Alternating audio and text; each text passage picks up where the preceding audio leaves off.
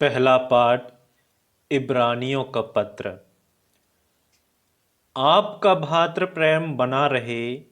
आप लोग अतिथि सत्कार नहीं भूलें, क्योंकि इसी के कारण कुछ लोगों ने अनजाने ही अपने यहाँ स्वर्गदूतों का सत्कार किया है।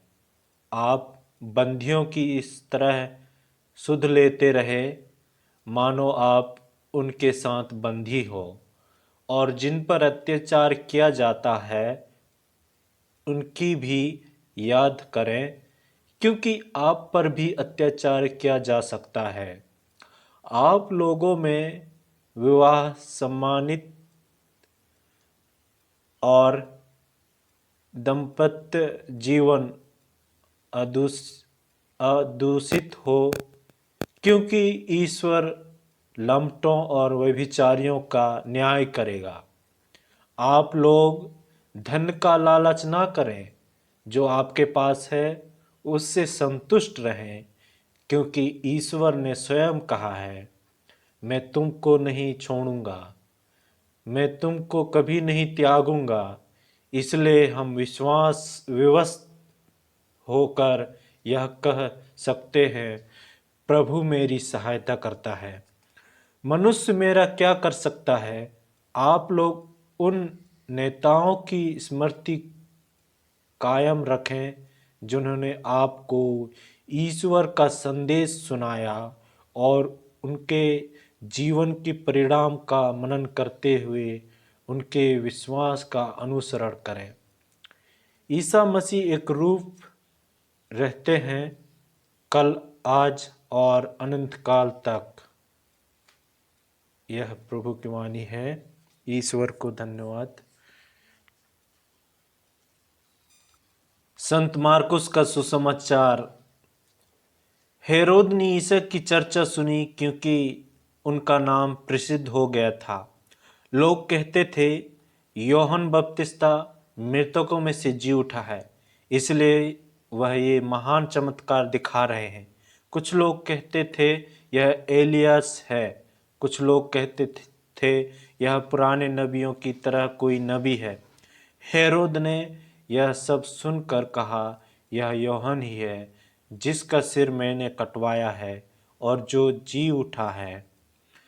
हेरोद ने अपने भाई फिलिप की पत्नी हेरोदियस के कारण यूहन्ना को गिरफ्तार किया और बंदी गृह में बांध रखा था, क्योंकि हेरोद ने हेरोदियस से विवाह किया था और यूहन्ना ने हेरोद से कहा था, अपने भाई की पत्नी को रखना आपके लिए उचित नहीं है। इसी से हेरोदियस यूहन्ना से बैर करती थी और उसे मार डालना चाहती थी, किंतु वह ऐसा नहीं कर पाती थी, क्योंकि हेरोद यूहन्ना को धर्मात्मा और संत जानकर उस पर श्रद्धा रखता और उसकी रक्षा करता था। हेरोद उसके उपदेश सुनकर बड़े असमंजस में पड़ जाता था, फिर भी वह उसकी बातें सुनना पसंद करता था। हेरोद के जन्म दिवस पर हेरोदियस को एक सुअवसर मिला। उस उत्सव के उपलक्ष्य में हेरोद ने अपने दरबारियों, सेनापतियों और गलीलिया के राइसों के रसोई को भोज दिया।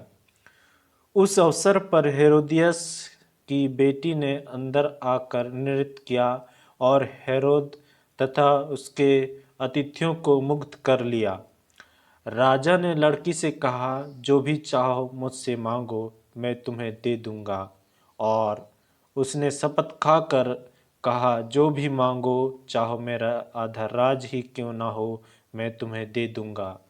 लड़की ने बाहर जाकर अपनी माँ से पूछा, मैं क्या मांगूं? उसने कहा, यूहन्ना बपतिस्ता का सिर। वह तुरंत राजा के पास दौड़ती हुई आई और बोली, मैं चाहती हूँ कि आप मुझे इसी समय थाली में यूहन्ना बपतिस्ता का सिर दे दें। राजा को धक्का लगा, परंतु अपनी शपथ और अतिथियों के कारण वह उसकी मांग अस्वीकार करना नहीं चाहता था। राजा ने तुरंत जल्लाद को भेजकर यूहन्ना का सिर ले आने का आदेश दिया। जल्लाद ने जाकर बंदी गृह में उसका सिर काट डाला और उसे थाली में ले लाकर लड़की को दिया और लड़की ने उसे अपनी माँ को दे दिया। जब यूहन्ना के शिष्यों को इसका पता चला तो वे आकर उसका शव ले गए और उन्होंने उसे कब्र में रख दिया। यह प्रभु का सुसमाचार है। ख्रिस्त की जय। ख्रिस्त में मेरे प्रिय भाई और बहनों, हमारा जीवन हमारी आत्माओं से उठने वाली आवाज़ों पर आधारित है जो हमारे व्यक्तित्व को निर्धारित करते हैं। इसी मूल भावनाओं को आज हमने पुत्र के द्वारा पौलुस इब्रानियों को प्रोत्साहित करते हैं। आज के सुसमाचार में संत यूहन्ना को एक धर्मात्मा और संत कहा गया है क्योंकि उनके कार्यों और उनके शब्दों में सामंजस्य स्थापित है।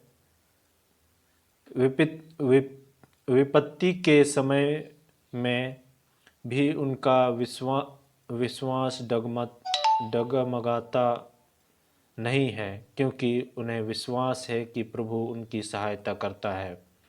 ईश्वर ने हम सबों को अच्छे और बुरे का ज्ञान दिया है ताकि हम ईश्वर के सत्य को दुनिया के सामने उजागर कर सकें। उसी सत्य और न्याय को उजागर करते हुए संत यूहन्ना ने अपने प्राणों की आहुति दी। यीशु भी उसी कारण क्रूसित हुए। हम भी ईश्वर के द्वारा उनकी सच्चाइयों और सिद्धांतों को प्रकाशित करने के लिए बुलाए जाते हैं, जिसके लिए धर्म और साहस की अति आवश्यकता है। दृढ़ीकरण संस्कार द्वारा हम भी पवित्र आत्मा की शक्ति से पोषित किए जाते हैं ताकि हम सत्य को जीवित रख सकें। प्रिय भाई बहनों, हम ईश्वर को धन्यवाद दें। उसने हमें आज के सुंदर वचन सुनने को दिए और हमें मनन चिंतन करने का सुअवसर मौका दिए हैं।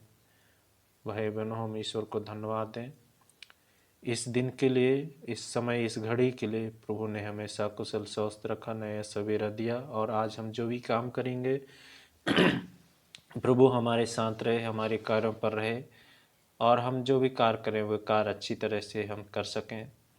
हम ईश्वर को बारंबार धन्यवाद दें, हमें विवेक दे, हमें ज्ञान दे और हमें हर एक प्रकार के खतरों से हमारे सुरक्षा करे ताकि हम सकुशल स्वस्थ रहें। ईश्वर को हम धन्यवाद देते हैं।